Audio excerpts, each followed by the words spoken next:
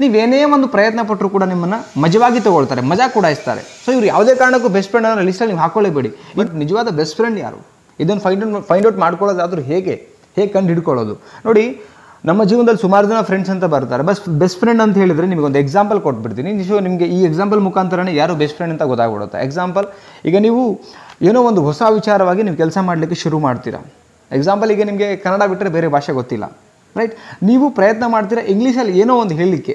ಎಲ್ಲೋ ಹೊರಗಡೆ ಹೋಗಿದ್ದೀರಾ ಅಥವಾ ಒಂದು ಕಾಲೇಜಲ್ಲಿದ್ದೀರಾ, ಎಲ್ಲ ಫ್ರೆಂಡ್ಸೇ ಜೊತೆಗಿದ್ದಾರೆ, ನೀವು ಇಂಗ್ಲೀಷಲ್ಲಿ ಏನೋ ಒಂದು ಹೊಸದಾಗಿ ಪ್ರಯತ್ನ ಮಾಡ್ತಿದ್ದೀರಾ, ರೈಟ್?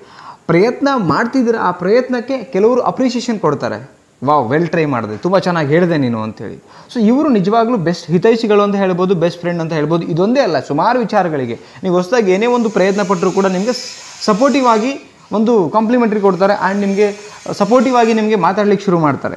ಸೊ ಇವರು ನಿಜವಾಗ್ಲೂ ಬೆಸ್ಟ್ ಫ್ರೆಂಡ್ ಅಂತ ಇವ್ರನ್ನ ಕರಿಬೋದು ನಾವು. ಆ್ಯಂಡ್ ನೆಕ್ಸ್ಟ್ ಇನ್ನೊಂದು ಪಾರ್ಟ್ ಇರ್ತಾರೆ, ನೀವೇನೇ ಒಂದು ಪ್ರಯತ್ನ ಪಟ್ಟರು ಕೂಡ ನಿಮ್ಮನ್ನು ಮಜವಾಗಿ ತಗೊಳ್ತಾರೆ, ಮಜಾ ಕೂಡ ಇಸ್ತಾರೆ. ಸೊ ಇವ್ರು ಯಾವುದೇ ಕಾರಣಕ್ಕೂ ಬೆಸ್ಟ್ ಫ್ರೆಂಡ್ ಅನ್ನೋ ಲಿಸ್ಟಲ್ಲಿ ನೀವು ಹಾಕೊಳ್ಳೇಬೇಡಿ. ಇಂಥವ್ರೊಟ್ಟಿಗೆ ನೀವು ಸಹವಾಸ ಮಾಡಿದ್ರೆ, ಯಾರು ಮಜಾ ಕೂಡ ಇಸ್ತಾರೆ ನೋಡಿ, ಅಂಥವ್ರೊಟ್ಟಿಗೆ ನೀವು ಸಹವಾಸ ಮಾಡಿದ್ರೆ ನಿಮ್ಮನ್ನು ಜೀವನ ಪೂರ್ತಿ ಮೇಲೆ ಹೋಗಲಿಕ್ಕೆ ಬಿಡೋದಿಲ್ಲ, ನಿಮ್ಮನ್ನು ಹಿಂದೆ ವಾಪಸ್ ಕರ್ಕೊಂಡ್ಬರ್ತಾರೆ. ಜೀವನದಲ್ಲಿ ಅಲ್ಲೇ ಕೆಳಗಡೆ ಬೆಳೆಸ್ತಾರೆ.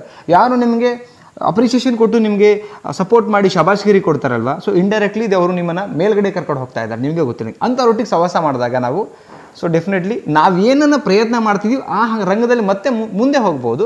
ಸೊ ಇಂಥ ಬೆಸ್ಟ್ ಫ್ರೆಂಡನ್ನು ನೀವು ಫೈಂಡ್ ಔಟ್ ಮಾಡ್ಕೋಬೋದು ವೆರಿ ಈಸಿಯಾಗಿ. ಯಾಕಂದರೆ ಪ್ರತಿಯೊಬ್ಬರ ಲೈಫಲ್ಲಿ ಕೂಡ ನಡೆದಿರೋದು ಕಾಮನ್ ಆಗಿ. ಸೊ ನಾವೇನಾದ್ರು ಹೊಸದಾಗಿ ಟ್ರೈ ಮಾಡೋಕ್ಕೆ ಹೋದಾಗ, ಪ್ರಯತ್ನ ಮಾಡೋಕ್ಕೆ ಹೋದಾಗ ಸುಮಾರು ಜನ ಕಾಲನ್ನು ಹೇಳ್ತಾರೆ.